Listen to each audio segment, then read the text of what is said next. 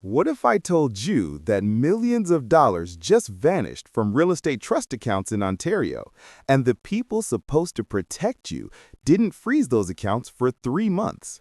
This isn't a thriller movie. This is real life. And it just caused the Ontario government to do something they've never done before. Stay with me, because what happened with RECO affects every single person buying or selling property in Ontario right now. Hey everyone, welcome back to the channel.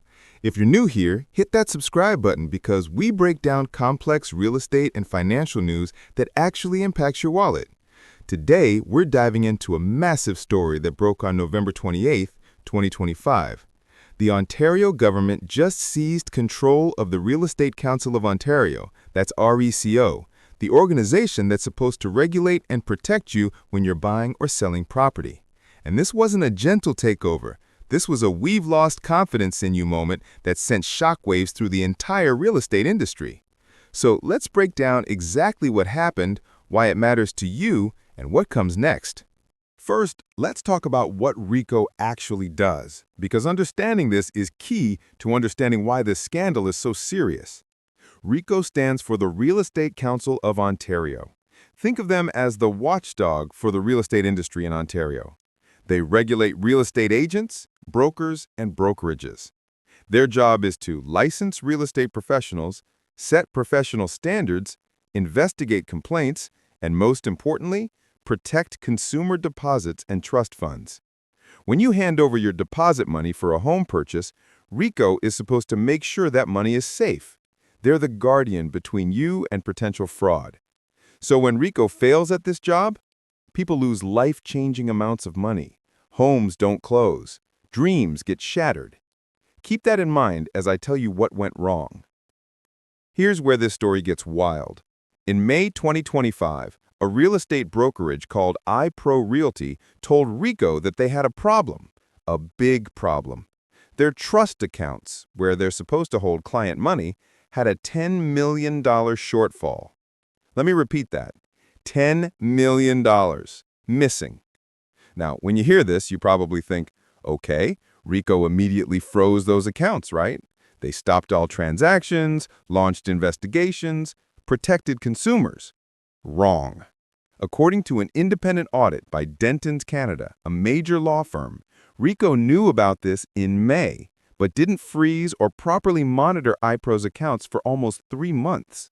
Think about that. For 3 months, while RECO knew money was missing, transactions were still happening. People were still putting down deposits. Money was still moving through compromised accounts. By August, when RECO finally provided an update, that $10 million shortfall had dropped to $8 million. But here's the thing. That's still $8 million of other people's money gone.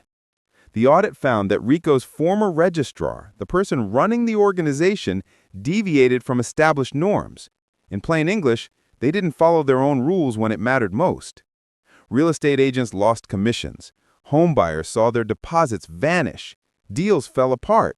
And the organization designed to prevent exactly this kind of disaster, they dropped the ball spectacularly. Now we fast forward to late November 2025.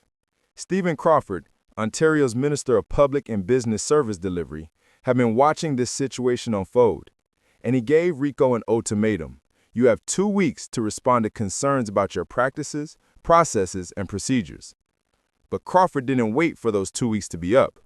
On November 28th, he dropped the hammer. He announced that the province was taking immediate control of RECO by appointing an administrator.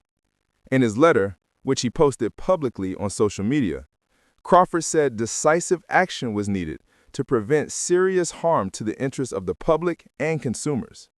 He said he'd been talking to consumers, realtors, and brokers who had completely lost confidence in RECO over the past 3 months. Think about what that means.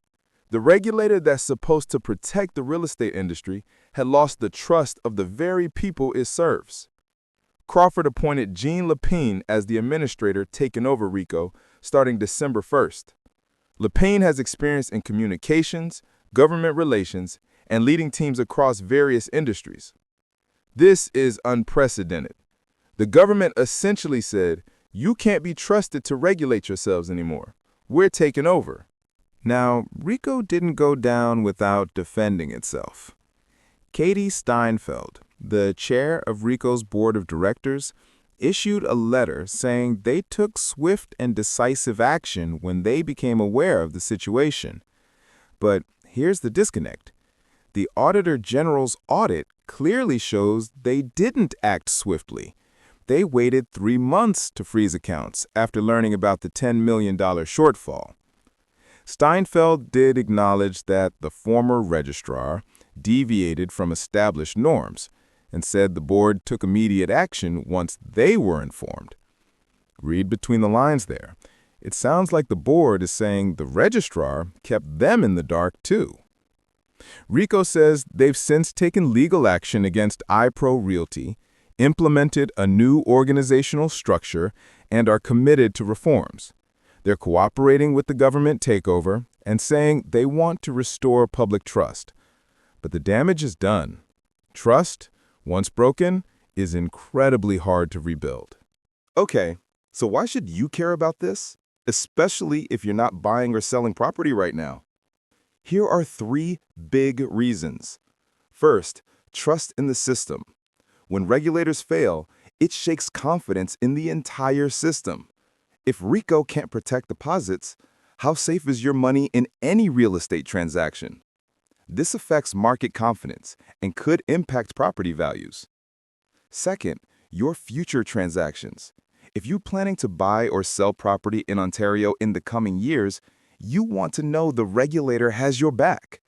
This takeover is actually good news for you. It means reforms are coming and hopefully stronger protections. Third, this could happen elsewhere. Ontario isn't the only province with real estate regulators. If it happened here, it could happen anywhere. This is a wake-up call for the entire industry across Canada. The silver lining? The government acted. They didn't sweep this under the rug. They didn't wait for more damage. They took control.